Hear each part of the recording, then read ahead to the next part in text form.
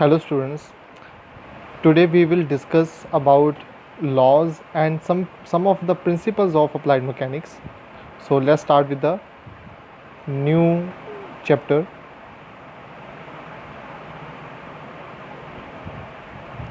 So first is principle of transmissibility of forces.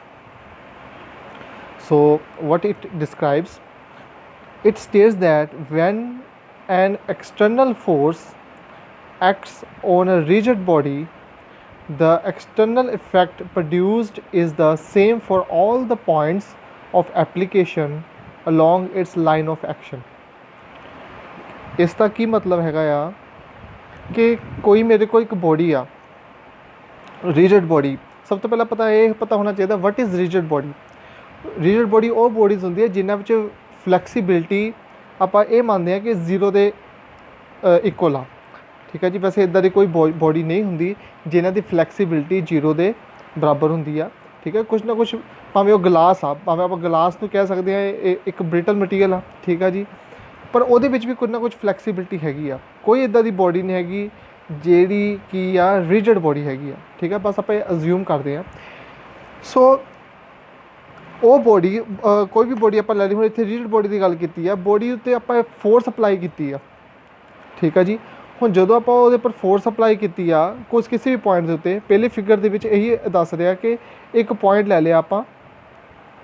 ਠੀਕ ਆ ਜੀ, ਇੱਕ ਪੁਆਇੰਟ ਦੇ ਉੱਤੇ ਆਪਾਂ ਫੋਰਸ ਅਪਲਾਈ ਕੀਤੀ ਆ, ਫੋਰਸ ਨੂੰ ਆਪਾਂ ਨਾਮ ਦਿੱਤਾ ਐਫ ਫੋਰਸ। ਠੀਕ ਆ ਜੀ, ਫੋਰਸ ਅਪਲਾਈ ਕੀਤੀ ਆ। ਕਹਿੰਦੇ ਹੁਣ जिस पॉइंट के उपर फोर्स आप अप्लाई की आ जो लाइन ऑफ एक्शन आ, ठीक है, वो जो लाइन ऑफ एक्शन आ उस लाइन ऑफ एक्शन से जो इफैक्ट उस पॉइंट पर पैदा हो रहा है, जिदा इतने पॉइंट ए आ, जो इफैक्ट पॉइंट ए ते पैदा हो रहा है वही इफैक्ट वो जो लाइन ऑफ एक्शन आ।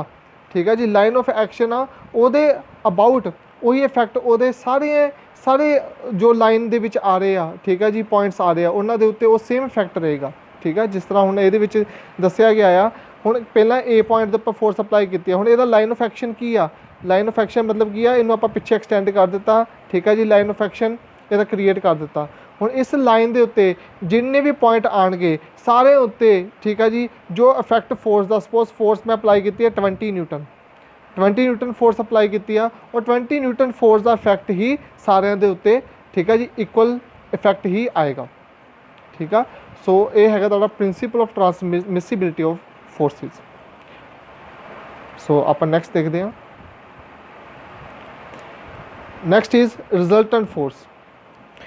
हुण रिजल्टेंट फोर्स की हैगी आ, a number of forces acting simultaneously on a body can be replaced by a single force which will produce the same effect as produced by the given forces. ठीक है जी, एक body आ मेरे को, उस body उत्ते फोर्स लग रही हैं, मल्टीपल फोर्सिस लग रही हैं, F1 F2 F3 multiple forces और ऊपर एक्ट कर रही हैं। ठीक है, मल्टीपल फोर्सिस ले लेने, F3 ले लेने। ठीक है जी, सो F1 F2 F3 फोर्सिस वो ऊपर अप्लाई हो रही हैं। हुण कहंदा आ कि रिजल्टेंट फोर्स वो फोर्स आ, हुण F1 F2 F3 जी फोर्सिस लग रही हैं बॉडी उत्ते वो कोई ना कोई इफैक्ट पा रही हैं। वो कहता सारिਆਂ ਦਾ ਜਿਹੜਾ इफैक्ट आ, ठीक है जी, और रिजल्टेंट फोर्स के बराबर होगा। जो सारिਆਂ ਦਾ इफैक्ट हैगा आ और रिजल्टेंट जो बॉडी पर लग रहा आ और रिजल्टेंट फोर्स दे एक सिंगल फोर्स जो रिजल्टेंट फोर्स आ वो की होगा, वो इक्वल होगा, मतलब उन्होंने की रिप्लेस कर देगा, मतलब वो इक्वल ही आएगा। ठीक है, जिदा मैं एग्जाम्पल इतने खोल लेना आ, लैट अस टेक एग्जाम्पल। मेरे को एक बॉडी आ, बॉडी उत्ते मैं फोर्स लगाई आ 50 न्यूटन एक पासे, दूजे पासे फोर्स लगाई आ 20 न्यूटन। ठीक है जी, हुण बॉडी आ, बॉडी उपर फोर्स, बॉडी आ, बॉडी उपर कितनी फोर्स का इफैक्ट पै रहा है। ठीक है जी, हुण 20 तो 50, 20 तो 50 हुण ओपोजिट डायरैक्शन के लग रहे हैं ना। हुण 20 तो 50 की आ, हुण इन्हां दा की आ, इहदे विच जिहड़ा 20 आ, ठीक है जी, जो ओपोजिट फोर्सिस होंदियां उदों की आ, कैंसल आउट होंदियां, माइनस हो जांदियां। ठीक है, सो इहदे विच की होना, रिजल्टेंट की निकलना आ, इहदा रिजल्टेंट की निकलेगा तुहाडा 30 न्यूटन। क्यों? क्योंकि 50 ਦੇ ਵਿੱਚੋਂ ਆਪਾਂ 20 की करते तो माइनस करते। सो किन्नी फोर्स का फैक्टर रह गया, सिर्फ 30 न्यूटन फोर्स का इफैक्ट उस बॉडी के उपर पै रहा है। ठीक है जी, 30 न्यूटन उस फोर्स का जो इफैक्ट आ वो उस बॉडी के उपर लग रहा है। ठीक आ। सो आप ये नहीं कहांगे 70 लग रहा है, ठीक है जी। आप डिपेंड करता कि किद्दां अप्लाई की है फोर्स, ओपोजिट डायरैक्शन के आ, ठीक है जी, सेम डायरैक्शन आ, जो सेम डायरैक्शन च होंदी तो प्लस हो जानी सीगियां, ठीक आ। सो डिपेंड करता कि इफैक्ट हुण इस एग्जाम्पल के 30 न्यूटन इफैक्ट पै रहा है इस बॉडी के उत्ते। हुण मैं एक इदां दी फोर्स लगा रहा जी 30 न्यूटन दोनों फोर्सिस नूं 30 न्यूटन फोर्स रिप्लेस कर देगी, ठीक है जी। सो आप कह सकते हैं कि जी रिजल्टेंट फोर्स आ, ठीक है जी, जो जिन्नियां फोर्सिस लग रही हैं, मल्टीपल ऑफ फोर्सिस जिन्नियां भी बॉडी पर फोर्सिस लग रही हैं, उन्होंने सारिया बॉडीज़ का जो इफैक्ट जो उन्होंने सारिया फोर्सिस का जो इफैक्ट है उस बॉडी के उत्ते, ठीक है, वो रिजल्टेंट फोर्स के बराबर आ, आप ये कह सकते हैं, ठीक है जी। उन्होंने रिप्लेस कर दिंदा आ जो उहदे बराबर आ, आप ये कह सकते हैं, ठीक है जी। सो ये सीगी रिजल्टेंट फोर्स। हुण नैक्सट हैगी आ equilibrant force. Next is equilibrant force, ठीक है जी। हुण इक्विलिब्रेंट फोर्स की कहती पई आ single force equal to the resultant force in magnitude but opposite in direction which will cancel the effect of all the given forces acting on the body is known as equilibrant force. हुण मैं वही example फिर आप लेने आ, ठीक है जी। Multiple of forces लग रही सी, ठीक आ। मल्टीपल ऑफ फोर्सिस रिप्लेस किन्ने ਉਹਦੇ इफैक्ट ਨੂੰ रिप्लेस किन्ने किया, एक रिजल्टेंट फोर्स ने ਉਹਦੇ इफैक्ट ਨੂੰ रिप्लेस कर दिता। हुण सारिया फोर्सिस का इफैक्ट उस बॉडी उत्ते पै रहा आ, ठीक है जी। बॉडी कुछ भी हो सकता, मूव भी कर सकती है, ठीक आ। बॉडी नूं जे मैं उसनूं इक्विलिब्रियम पोजीशन ते लैके आना आ तो मैं की करांगा, जो सारिया फोर्सिस नूं रिप्लेस कर रही है रिजल्टेंट फोर्स ਉਹਦੇ इक्वल, मतलब जिद्दां हुण इत्थे आपां एग्जाम्पल ਲਈ ਸੀਗੀ, मेरे को बॉडी आ, बॉडी दे मतलब सपोज रिजल्टेंट फोर्स कितनी लग रही आ, रिजल्टेंट फोर्स आप कोई भी इत्थे लै लैंदे, रिजल्टेंट फोर्स लग रही है 30 न्यूटन की है, रिजल्टेंट फोर्स कितनी लग रही सी 30 न्यूटन रिजल्टेंट फोर्स लग रही है। कहता हुण इस बॉडी का जो सारी फोर्सिस का इफैक्ट मैं खत्म करना चाहता हाँ, मतलब इनू रैस्ट पोजीशन, इनू इक्विलिब्रियम पोजीशन पर लेके आना चाहता, तो की करूँगा, जो रिजल्टेंट फोर्स जिस डायरैक्शन च लग रही है रिजल्टेंट फोर्स वो ओपोजिट डायरैक्शन के उत्ते आप एक होर फोर्स अप्लाई करांगे, वो सेम अमाउंट जिन्नी अमाउंट हैगी आ उन्नी अमाउंट के विच ही करांगे। उहदे नाल की हो जाऊगा, जिन्नी भी सिस्टम में फोर्सिस लग रही जिन्हें जिन्हें किया रिजल्टेंट ने किया उसनूं रिप्लेस कर दिता, वो जिन्नियां भी फोर्सिस लग रही सी रिजल्टेंट ने उसनूं रिप्लेस कर दिता, ठीक है जी। ਉਹਦੇ ओपोजिट डायरैक्शन के उत्ते इक्वल अमाउंट के विच जे मैं फोर्स अप्लाई कर देवां, ठीक है जी, उस फोर्स नूं आपां की कहंदे आ इक्विलिब्रेंट फोर्स। तो उस फोर्स का इफैक्ट की होया, उस फोर्स के नाल की है सारा सिस्टम की आ इक्विलिब्रियम पोजीशन के विच आ गया, ठीक है जी। मतलब बॉडी ताड़ी मूव नहीं होगी, बिल्कुल रैस्ट पोजीशन पर लगूगी, फोर्सिस इफैक्ट कर भी रही हैं पर उन्हों का कोई इफैक्ट बॉडी के उपर नहीं लग रहा, क्योंकि सारी फोर्सिस की आ इक्वल अमाउंट के विच, ठीक है जी, कैंसल आउट कर रही हैं एक दूजे को, ठीक है। सो बॉडी के उपर जो रिजल्टेंट इफैक्ट होगा वो की आ जीरो होगा, क्योंकि इक्विलिब्रियम पोजीशन के विच वो बॉडी आ जाएगी, ठीक है जी। सो उस फोर्स को आप की कहते हैं इक्विलिब्रेंट फोर्स। इक्विलिब्रेंट फोर्स वो फोर्स जिहड़ी रिजल्टेंट फोर्स दे सेम मैगनीट्यूड दे विच ओपोजिट डायरैक्शन दे विच लगदी है, ठीक है जी। रिजल्टेंट फोर्स दे ओपोजिट डायरैक्शन च लगदी आ ते इक्वल अमाउंट दे विच लगदी आ, उसनूं इक्विलिब्रेंट फोर्स कहंदे आ। नैक्सट देखते हैं हुण आपां।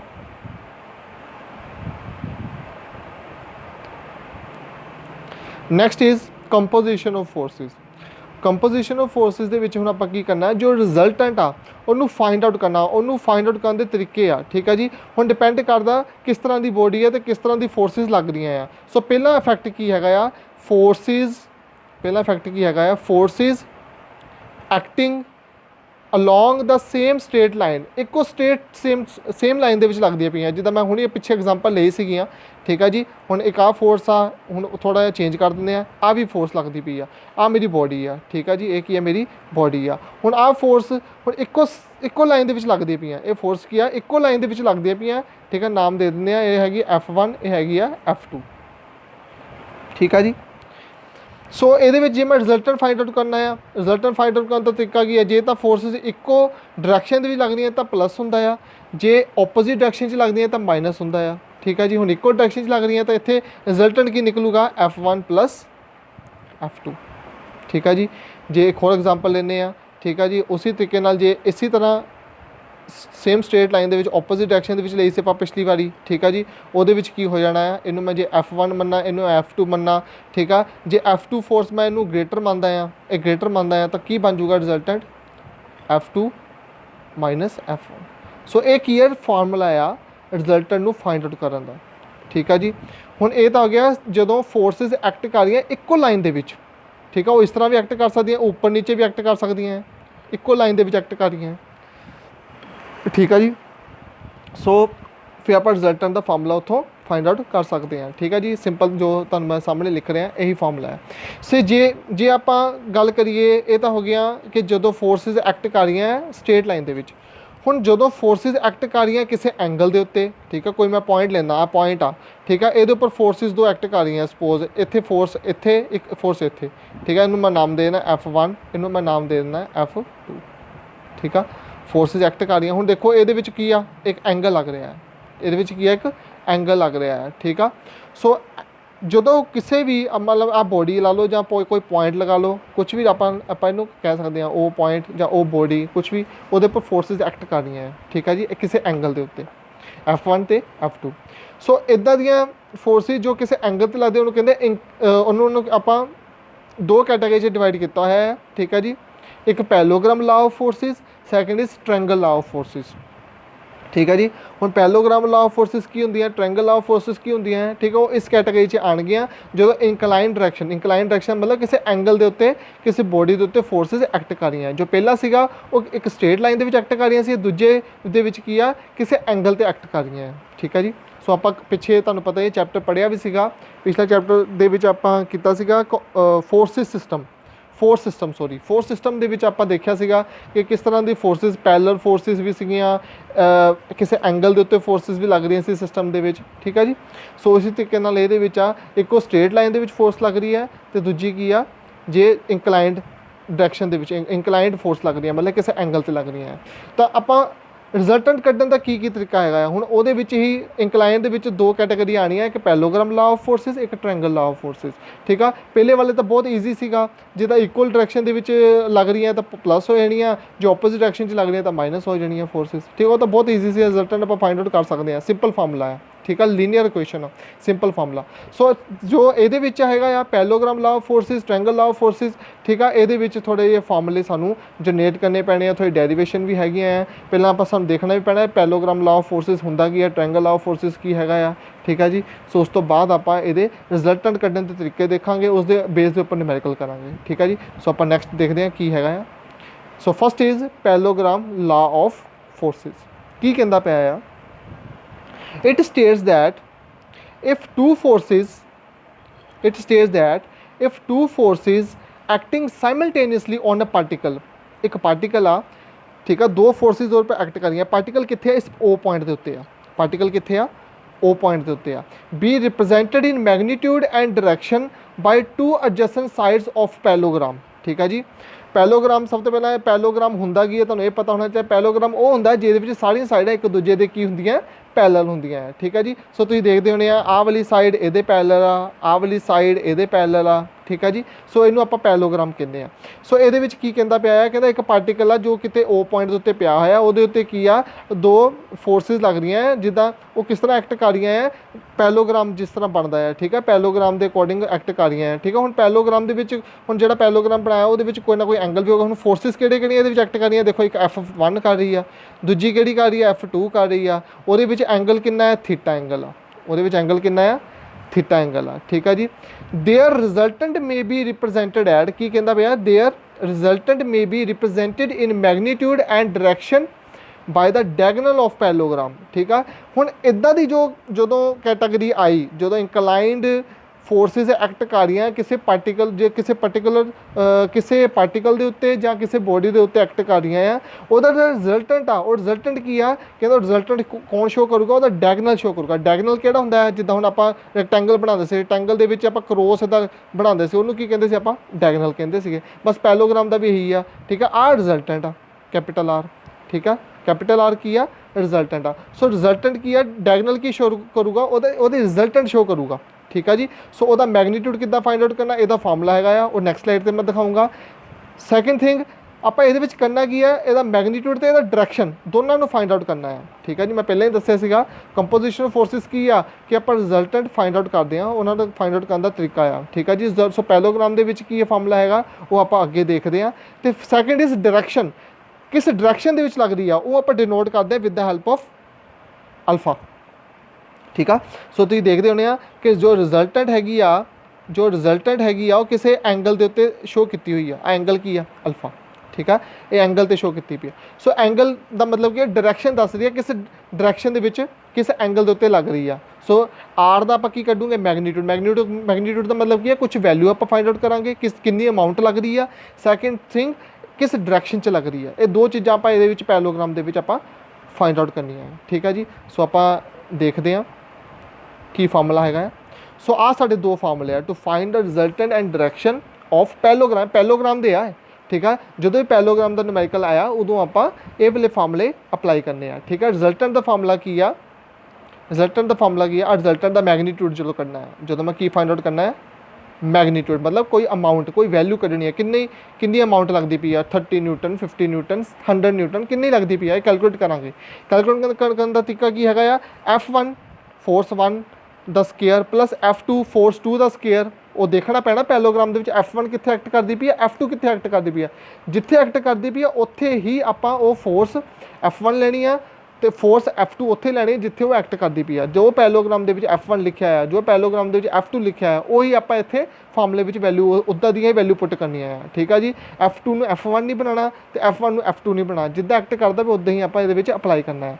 ਸੈਕਿੰਡ ਇਜ਼ ਪਲੱਸ ਨਾਲ ਕੀ ਹੈ 2F1 F2 cos ਥੀਟਾ। ਇਹ ਡੈਰੀਵੇਸ਼ਨ ਆ, ਡੈਰੀਵੇਸ਼ਨ ਇੰਨੀ ਸਾਡੇ ਇੰਪੋਰਟੈਂਟ ਨਹੀਂ ਹੈਗੀ, ਪਰ ਫਾਰਮੂਲੇ ਦੇ ਅਕੋਰਡਿੰਗ ਆਪਾਂ ਨਿਊਮੈਰੀਕਲ ਆਪਾਂ ਕਰਨੇ ਆ। ਠੀਕ ਹੈ ਜੀ, ਸੋ ਇਹਨੂੰ ਫਾਰਮੂਲੇ ਨੂੰ ਆਪਾਂ ਯਾਦ ਕਰ ਲੈਣਾ ਹੈ, ਲਰਨ ਕਰ ਲੈਣਾ ਕਿ ਆਪਾਂ ਮੈਗਨੀਟਿਊਡ ਕਿੱਦਾਂ ਫਾਈਂਡ ਆਊਟ ਕਰਨਾ। ਸੋ ਉਹਦਾ ਹੋਲ ਰੂਟ ਆ ਗਿਆ। ਠੀਕ ਹੈ, ਹੋਲ ਰੂਟ, ਉਸ ਤੋਂ ਬਾਅਦ ਐਂਡ ਵਿੱਚ ਆਪਾਂ ਹੋਲ ਰੂਟ ਵੀ ਕਰਨਾ ਹੈ। ਠੀਕ ਹੈ ਜੀ, ਸੋ ਇਹ ਹੈਗਾ ਮੈਗਨੀਟਿਊਡ ਫਾਈਂਡ ਆਊਟ ਕਰਨ ਦਾ ਤਰੀਕਾ। ਸੈਕਿੰਡ ਇਜ਼ ਇਹ ਹੈਗਾ ਡਾਇਰੈਕਸ਼ਨ ਫਾਈਂਡ ਆਊਟ ਕਰਨ ਦਾ ਤਰੀਕਾ। ਠੀਕ ਹੈ, ਡਾਇਰੈਕਸ਼ਨ ਦੀ ਗੱਲ ਕੀਤੀ ਸੀ ਮੈਂ, ਡਾਇਰੈਕਸ਼ਨ ਦੇ ਬਾਰੇ ਮੈਂ ਕੀ ਕਿਹਾ ਸੀਗਾ ਕਿ ਅਲਫਾ ਆ। ਠੀਕ ਹੈ ਜੀ, ਉਹ ਆ ਅਲਫਾ ਕੀ ਆ, tan ਅਲਫਾ। ਠੀਕ ਹੈ ਜੀ, ਇਹ ਵੀ ਫਾਰਮੂਲਾ ਡਾਈਵੇਸ਼ਨ ਥਰੂ ਆਇਆ। ਸੋ tan ਅਲਫਾ ਕੀ ਆ ਗਿਆ, ਇਹਨੂੰ ਸਾਰੀ ਚੀਜ਼ਾਂ ਨੂੰ ਛੱਡ ਦਿਓ ਕਿਉਂਕਿ ਫਾਰਮੂਲੇ ਬਣੇ ਆ। ਠੀਕ ਹੈ ਜੀ, ਜਦੋਂ ਆਪਾਂ ਡਰਾਈਵ ਕੀਤਾ ਸੀਗਾ ਐਗਜ਼ੈਕਟ ਜੋ ਫਾਰਮੂਲਾ ਤੁਹਾਡਾ ਹੈਗਾ ਉਹ ਹੈਗਾ ਇਹ ਵਾਲਾ F2 sin theta divided by F1 plus F2 cos theta. ਠੀਕ ਹੈ ਜੀ, ਇਹਨੂੰ ਯਾਦ ਕਰ ਲੈਣਾ ਚੰਗੀ ਤਰ੍ਹਾਂ। ਠੀਕ ਆ, F1 F2 ਦੋ ਫੋਰਸਿਸ ਹੋਣੀਆਂ ਹੈ, ਸਾਨੂੰ ਥੀਟਾ ਚਾਹੀਦਾ ਆ, ਉਹਨਾਂ ਵਿੱਚ ਐਂਗਲ ਕਿੰਨਾ ਆ, ਜੇ ਸਾਨੂੰ ਉਹ ਪਤਾ ਆ ਆਪਾਂ ਈਜ਼ਲੀ ਇਹਦੇ ਵਿੱਚ ਵੈਲਿਊ ਪੁੱਟ ਕਰ ਸਕਦੇ ਹਾਂ। ਸਿੰਪਲੀ ਬਹੁਤ ਹੀ ਸਿੰਪਲ ਕੈਲਕੂਲੇਸ਼ਨ ਆ, ਥੱਲੇ ਪਲੱਸ ਆ, ਪਲੱਸ ਕਰੋ, ਫਿਰ ਡਿਵਾਈਡ ਕਰੋ, ਫਿਰ ਉਹਦਾ ਆਪਾਂ tan ਇਨਵਰਸ ਕੱਢਣਾ ਆ। ਸੋ ਇਹ ਵੀ ਤੁਹਾਨੂੰ ਆਉਣਾ ਚਾਹੀਦਾ ਹੈ। ਇਹ ਸਾਰੀ ਚੀਜ਼ਾਂ ਤੁਹਾਨੂੰ ਕੈਲਕੂਲੇਟਰ, ਸਾਇੰਟੀਫਿਕ ਕੈਲਕੂਲੇਟਰ ਦੇ ਥਰੂ ਹੀ ਤੁਹਾਨੂੰ ਇਹ ਸਮਝ ਲੱਗਣੀ ਹੈ। ਠੀਕ ਹੈ ਜੀ, ਸੋ ਇਨਵਰਸ ਅਲਫਾ ਫਾਈਂਡ ਆਊਟ ਕਿੱਦਾਂ ਕਰਨਾ, ਅਲਫਾ ਆਪਾਂ ਕਿੱਦਾਂ ਫਾਈਂਡ ਆਊਟ ਕਰਾਂਗੇ, ਸੋਰੀ ਆਪਾਂ ਦੇਖ ਲਈਏ ਇੱਕ ਮਿੰਟ, ਅਲਫਾ ਕਿੱਦਾਂ ਫਾਈਂਡ ਆਊਟ ਕਰਾਂਗੇ ਆਪਾਂ। ਸੋ tan ਅਲਫਾ ਆ। ਠੀਕ ਆ ਜੀ, tan ਅਲਫਾ ਇੱਧਰ ਫਾਰਮੂਲਾ। ਠੀਕ ਹੈ ਜੀ, ਜੋ ਵੀ ਫਾਰਮੂਲਾ ਹੈਗਾ ਆ, ਅਲਫਾ ਕਿੱਦਾਂ ਫਾਈਂਡ ਆਊਟ ਕਰਨਾ ਆ, alpha is equal to tan inverse ਜੋ ਵੀ ਅੰਦਰ ਇਕੁਏਸ਼ਨ ਹੈਗੀ ਹੈ ਤੁਹਾਡੀ। ਠੀਕ ਹੈ ਜੀ, ਸੋ tan ਇਨਵਰਸ ਕਿੱਦਾਂ ਫਾਈਂਡ ਆਊਟ ਕਰਦੇ ਆ, ਇਹ ਵੀ ਤੁਹਾਨੂੰ ਉਹਦੇ ਵਿੱਚ ਕੈਲਕੂਲੇਟਰ ਦੇ ਵਿੱਚ ਪਤਾ ਲੱਗ ਜਾਣਾ ਹੈ। ਠੀਕ ਹੈ ਜੀ, ਸੋ ਸ਼ਿਫਟ ਦੇ ਨਾਲ ਆਪਾਂ tan ਇਨਵਰਸ ਦੇ ਵਿੱਚ ਕਨਵਰਟ ਕਰ ਸਕਦੇ ਹਾਂ। ਠੀਕ ਹੈ ਜੀ, ਸੋ ਇਹ ਤਾਂ ਤੁਹਾਨੂੰ ਨਿਊਮੈਰੀਕਲ ਹੈਗਾ, ਜੋ ਨਿਊਮੈਰੀਕਲ ਦੇ ਵਿੱਚ ਆਪਾਂ ਕਿੱਦਾਂ ਕੈਲਕੂਲੇਸ਼ਨ ਕਰਨੀ ਆ।